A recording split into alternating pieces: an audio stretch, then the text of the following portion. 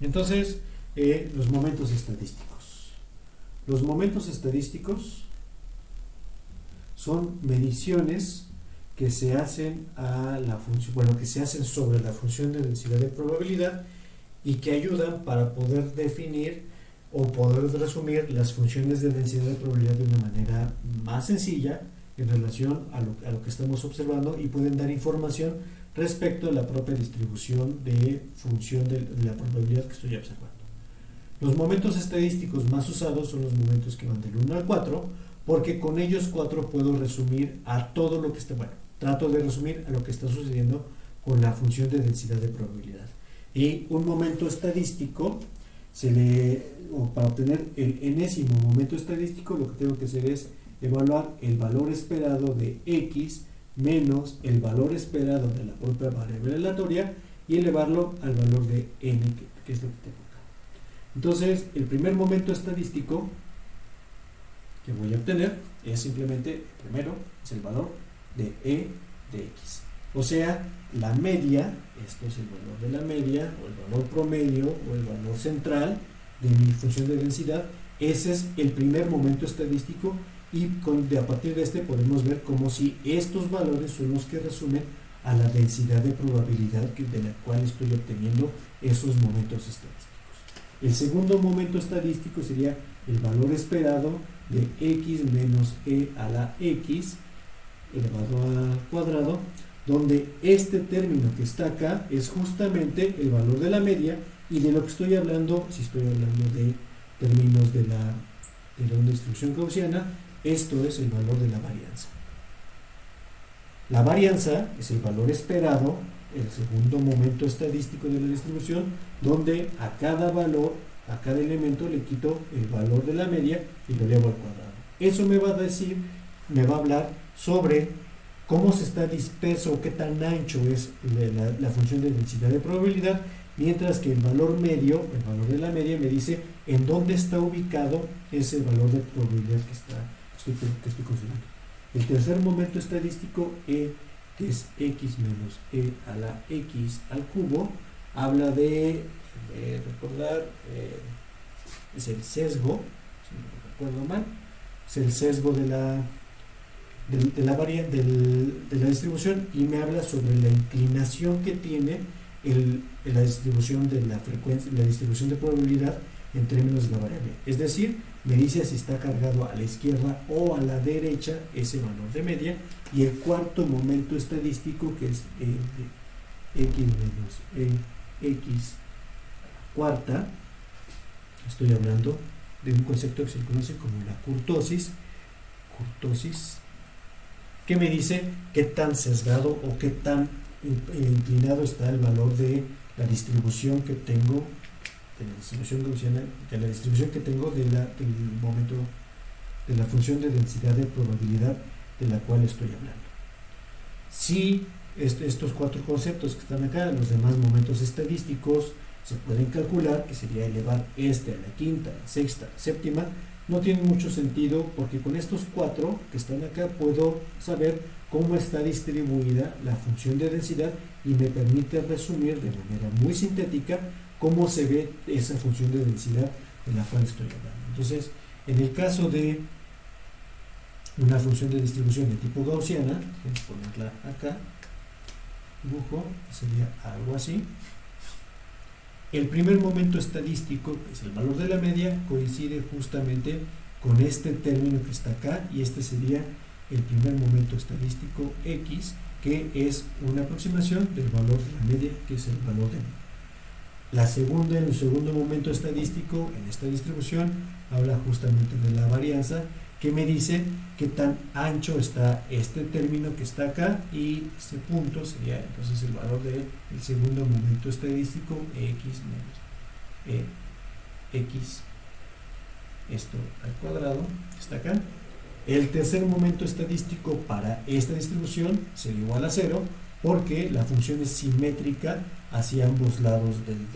inclinación. Entonces, un valor de sesgo negativo dice que está inclinada la función hacia el lado izquierdo, un valor de sesgo positivo dice que la función está inclinada del lado derecho, que en este caso pues es el tercer momento estadístico es igual a 0 para este caso, y la kurtosis la puedo tomar como el valor de la varianza, casi similar al cuadrado, que me dice qué tan alta está esta distribución que tengo acá. Entonces, con esos 4 momentos estadísticos puedo saber cómo está distribuida la función sin necesidad de conocer exactamente toda la forma que tengo aquí de la distribución de probabilidad o de la función de densidad de probabilidad que estoy teniendo.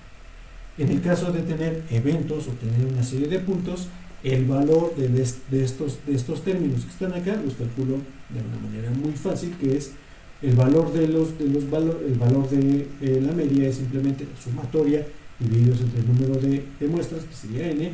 Este caso es el mismo, es la sumatoria de todos los valores menos el valor de la media, le damos al cuadrado y divididos entre el número de puntos. Este caso es lo mismo, pero se eleva al cubo, y en este caso es lo mismo, pero se eleva al cuarto. Entonces, estimar estos valores a partir de un conjunto de datos conocido se vuelve una tarea muy fácil, que me dice más o menos cómo se distribuyen en términos de la función de densidad de probabilidad de la que estoy hablando. Cuando conecto esta parte o estos momentos estadísticos con las funciones del tiempo, puedo hablar de que un evento es estacionario o no estacionario,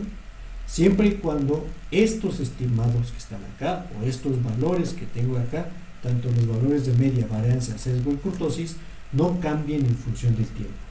Si los valores de media, varianza, sobre todo estos dos y estos también, son importantes los 4, cambian en función del tiempo, entonces estoy hablando de que un evento o una serie o un proceso temporal no es un evento estacionario, sino tiene alteraciones que van sucediendo conforme pasa el tiempo. Poniendo esto en términos de señales, si yo tengo una distribución o tengo un fenómeno que sucede en el tiempo, que tengo mi eje de tiempo, ¿sí? Mi eje temporal, y tengo entonces un fenómeno que no cambie su valor medio, sería un fenómeno que todo el tiempo estaría en un nivel estable. No significa, este valor estable no significa que el fenómeno solamente pueda tener esta forma y que entonces los valores sean únicamente procesos o líneas o generados por una función de UDN o UDT en este caso, sino que está hablando del valor central de las cosas, es decir, para cada muestra, si estos son eventos o el número de muestras consecutivas que estoy tomando acá, este punto que está acá, o los puntos que estoy obteniendo para este nivel de muestra 0, 1, 2, 3, 4, 5, 6, el valor esperado de todos los fenómenos que estoy haciendo corresponde justamente al mismo valor que estoy acá. Es decir, los puntos que genero o que se obtienen de un muestreo de la señal van a tender a caer sobre ese valor medio que estoy delimitando acá como el valor esperado para toda la distribución. Como decía, no significa que todos los valores deben exactamente caer acá, sino que la distribución de puntos o la distribución de los puntos a lo largo del valor de n tienden a tener una misma distribución, y por ende los valores de media, varianza, sesgo y kurtosis van a ser constantes o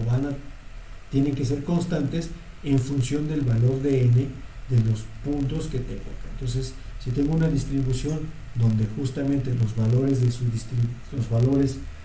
momentos estadísticos no cambian, estoy hablando de un fenómeno estacionario o ergódico, hablando de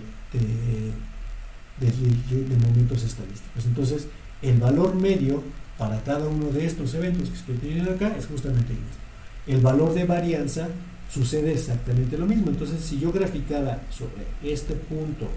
los valores de cómo se distribuyen la variable, todos los puntos o todos los valores de n que están aquí, aquí tan parecido, van a tener exactamente el mismo valor de distribución, por ende la misma distribución de valores, y puedo decir entonces que el fenómeno es un fenómeno estacionario, porque no van a cambiar los puntos o las distribuciones que están asociados con la ejecución de los eventos. Cuando yo tengo un evento o un fenómeno que va a alterar el valor medio, por ejemplo, entonces el valor medio de la función o de todo el fenómeno como tal ya no cumple con este principio de tener una medida igual para todos los puntos. Por ejemplo, cuando tengo una contaminación o cuando tengo una señal, voy a poner el modelo acá,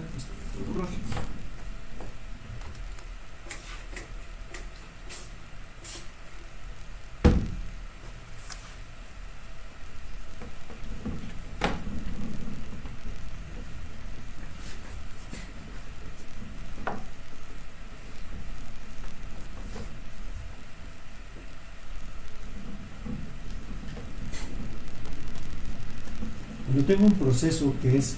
el resultado de algo que no es aleatorio, sino que hay una función o un sistema que me está generando una forma particular de señal en función del tiempo, y lo sumo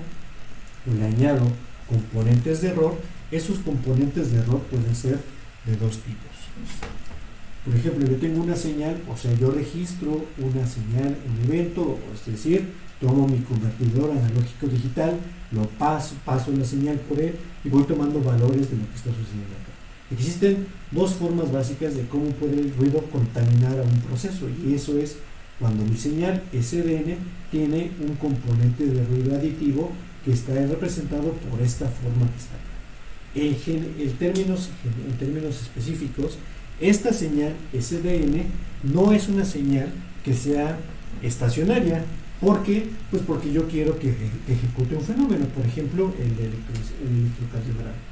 El electrocardiograma es una señal que se ve más o menos así,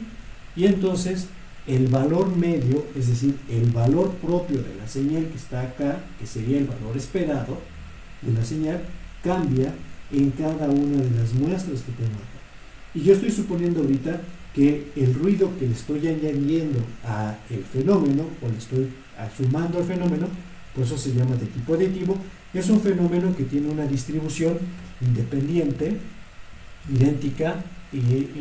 idénticamente distribuida. Es decir, los valores de las distribuciones de tanto los momentos estadísticos de media, varianza, sesgo y kurtosis a lo largo del tiempo de esta parte que es la contaminación no cambian en función del tiempo, y por lo tanto cuando hago el valor o cuando estimo el valor esperado de la señal XDN, este valor, el valor esperado sería 0, y lo que resalta es justamente el valor de la señal que tengo acá. Entonces estos puntos que voy a obtener acá van a tener entonces una forma idénticamente distribuida añadida a los valores propiamente dichos de la señal que me interesa observar en este fenómeno que tengo acá. Entonces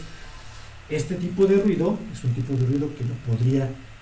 eliminar, o puedo mejorar la relación señal a ruido simplemente al calcular el valor estimado o el valor esperado, que es promediar varias ejecuciones del mismo fenómeno que tengo acá. La otra forma de distribución,